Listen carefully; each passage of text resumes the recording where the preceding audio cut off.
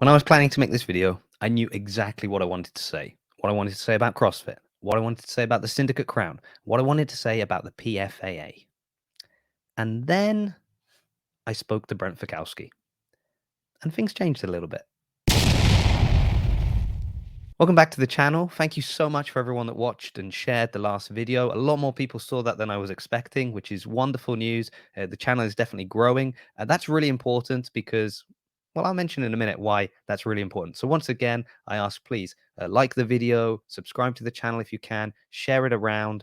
If you could also go and follow me on Instagram at JasonCFmedia, that will also be really helpful. And once again, I'll explain in a minute why that's so helpful.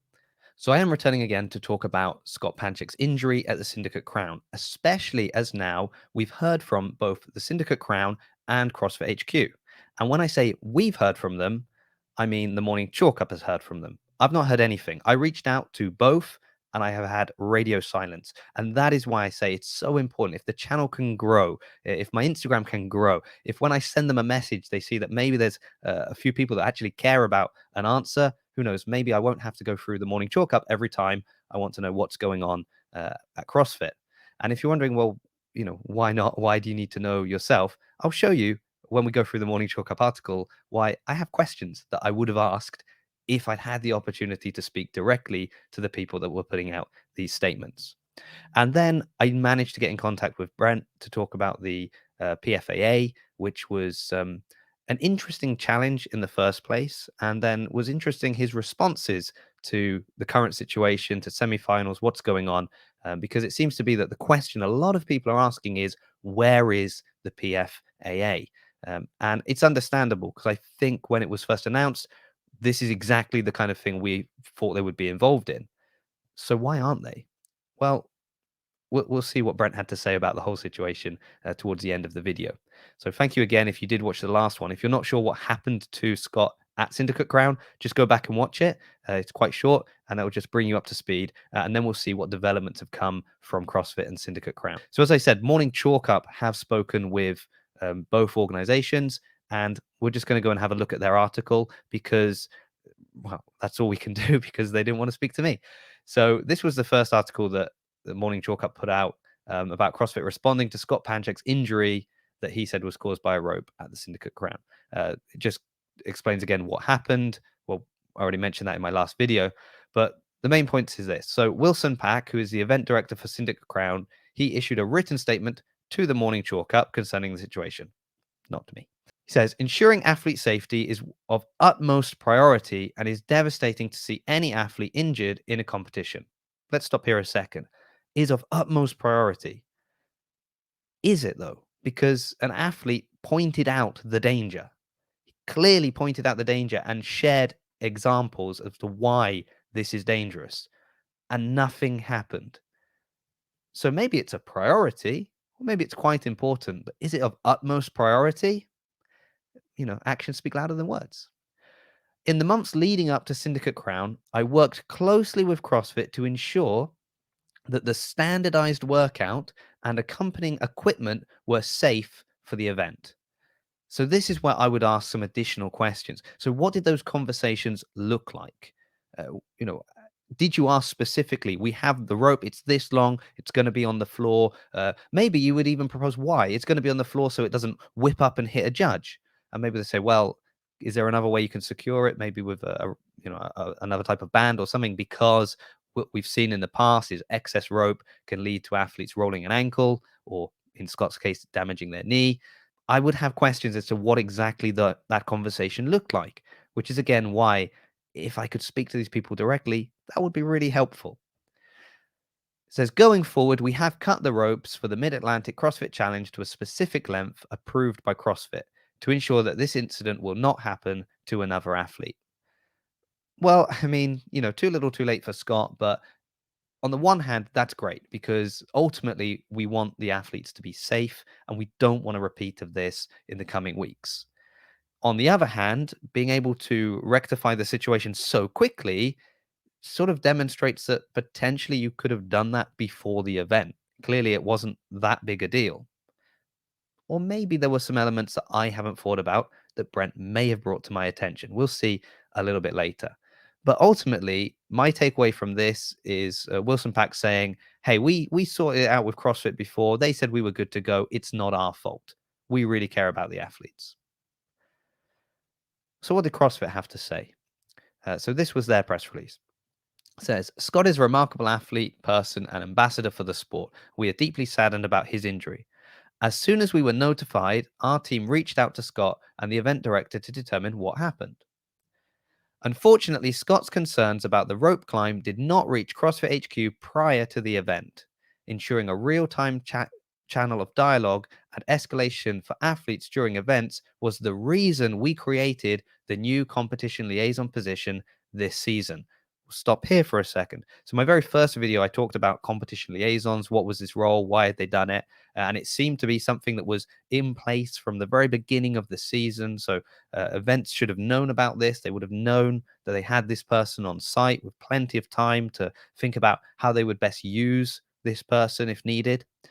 And then it kind of seems like CrossFit again is starting to shift the blame at this point, right? So they're saying, well, we didn't hear anything about it, until it was too late. We'll come back to that. And then, this is why we made this role. We've got the competition liaison there. So we've done, our due diligence. We've put the person in place that they need to speak to. So what could possibly have gone wrong? But clearly there was a breakdown in the situation, and we need better educate both athletes and event officials on when and how to engage with the competition liaison. So you see, it's the athletes that should have known to go to the competition liaison. It's the event that should have known to go to the competition liaison. Again, it's not our fault. So we're starting to see a similar thing to Syndicate, right? Their Syndicate have said, well, we spoke with CrossFit, they were happy with it. CrossFit saying, well, we gave them a competition liaison, they didn't use him. That's not our fault. Just a follow-up then on the competition liaison. It says the competition liaison position was announced in the hopper that was sent on May 18th. Competing athletes may request a competition liaison to assist with communication with event organizers. Issues may include appeals, schedule discrepancies, warm-up area requests, safety issues. Well, there we are. So they literally had the person on site to deal with safety issues and concerns about competition fairness. Well, we weren't worried about the fairness, but safety issues.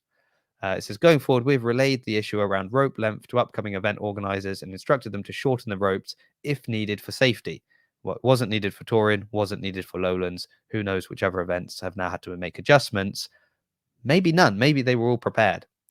We are also working to ensure both organizers and athletes contact the competition liaison whenever they need to address future issues of this kind. So CrossFit basically saying, look, we gave you a competition liaison. This was their job. You didn't go to him. That's your fault. And also saying that they didn't hear about it until it was too late. And, as soon as they heard about it, they've got in touch with Scott. They've, put in place everything they can to solve the issue going forward. But we know that some pretty important people were at Syndicate Crown. So this needs really to be taken with a pinch of salt. In fact, there is a follow-up article that came out today on the Morning Chalk Up. So this is an article that Morning Chalk Up put out today. CrossFit denies knowledge of athletes' concern over rope length at Syndicate Crown. And if we scroll down, it just again reminds us a little bit of what happened. Interesting, they point out that even Haley Adams on her Instagram story showed that she was concerned about the rope length and took some precautions. So the idea that they had no idea this was dangerous is interesting, because it seems that athletes, more than one, kind of was a bit hesitant about the excess rope. And then we have this statement to Morning Chalk Up. So Andrew Weinstein, again, didn't speak to me, the head of communications and public policy for CrossFit, said the following: Adrian Bosman, company director for CrossFit, and competition liaison Becky Harsh were attendees at the athlete briefing, but they did not hear any concerns raised about the ropes, nor were they part of the post-briefing conversation that took place with the event organizers regarding the issues. Those concerns were not raised directly with the competition liaison or other CrossFit staff, and CrossFit staff was unaware that those concerns prior to the event.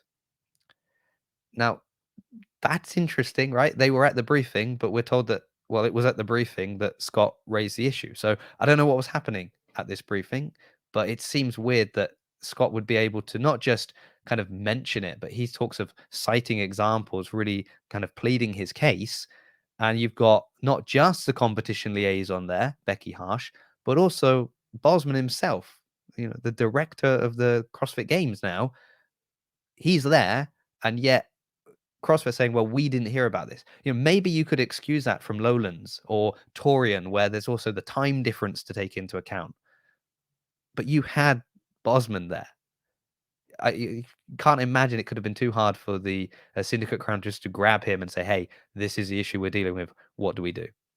And basically this goes on to then just repeat again the sentiments about the competition liaison and also Scott's concerns and sort of this breakdown in communication. So, obviously I wasn't there. I don't know. Maybe this is all legitimate.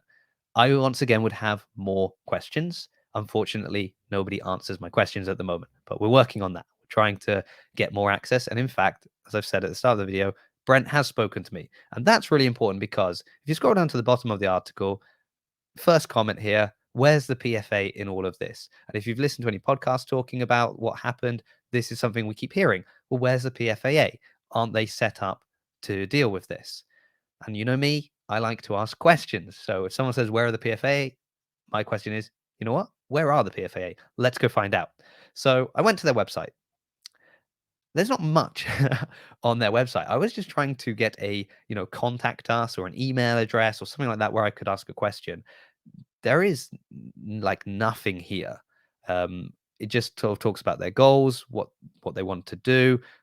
One of them, the very bottom one here in the goals, is work to establish what is in the best interest of athletes currently in competition. So I would have thought that, would for kind of Scott's situation would have fit in there. But anyway, so they've got a blog, a link to Instagram, and then they have the volunteer with PFAA. So I did actually fill out the volunteer form and send a message kind of saying, well, I'm not necessarily volunteering, but I'd really like to speak to someone if I can. I also went to their Instagram where there are 4 posts. The latest post was 28 weeks ago. And that's kind of it. I did send them a message through Instagram. I still never heard anything back. And at this point, I was ready to record a video and sort of, call them out and say, hey, what are the PFAA doing? Surely this is your job. That's what everybody's saying. And, if I can't get in contact with you, how can an athlete get in contact with you? So at that point, I thought, you know what? That's it, right? I've tried to find the PFAA. I can't get in touch with them. I'm ready to go. Let's go and say how bad a job they're doing. But then I thought a little bit longer. I thought, you know what? Let me try. Let me reach out to Brent. So I sent him a message. And I'll be honest with you, I did not expect to hear back.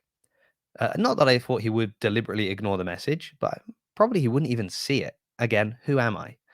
But you can maybe change that. So please help subscribe to the channel. He did get back to me, which was amazing. So I just sent him a message saying, hi, Brent, I'm wondering how can I get in touch with the PFAA? I wanted to ask some questions before I publish a video about athlete safety. And he just said, well, ask me. So I asked him a couple of questions. I said, did the PFAA get in touch with the semifinals beforehand? And if so, what advice was given regarding equipment setup? And he told me that, yes, they did get in touch with semifinals. And the advice that was given was with regards to rings and bar height. And that was based on the data that they'd accumulated from all of these different athletes for the best height that was going to be. I mean, he's spoken about this a lot. This has been on other podcasts. This is on the blog and on their Instagram. You can read about this. So they had been in touch, but that was the only thing they'd spoken about. My follow-up question was, well, when CrossFit released the 2 workouts and you saw the rope climbs, was any thought given to the setup? And the reason I said this was, well, seeing as Scott was able to cite examples of injuries from having excess rope on the floor. So my feeling was, well, if Scott, saw this and immediately was able to say, well, hold on, that in the past there's been excess rope on the floor and it's led to injury and, we want to avoid that. Did you think about that when you saw this? And his reply on that was basically that the PFAA is not in a position of strength where every time a workout is released, they can contact the events and give them kind of a list of best practices. And I think this is where maybe the reality of the PFAA and what many of us imagine it to be start to kind of show themselves. Because I think we probably imagined that when we heard about this being announced and we saw athletes like Brent Fikowski kind of behind it, we assume it is a well-oiled machine that is running smoothly that will, get the job done. And in reality, it's a small organization that is just kind of finding its feet. It's got to, work through all the changes that have gone on within CrossFit themselves and within the sport over the last couple of years as well. And going back to the rings and the bar height, they're able to present that as a, we've spoken to, all these athletes, we've accumulated this data, we've done the calculations, here you go, look at the maths and see, this is why we think this is the ideal height for the rings and for the bar, versus, hey, we've just seen you're doing a rope climb workout, and in our opinion, make sure the ropes don't touch the floor. Now, that opinion might be correct, but it's harder to kind of go from a position of strength and tell an event what they need to do when you don't necessarily have the backing of all that accumulated data. I mean, am I excusing them?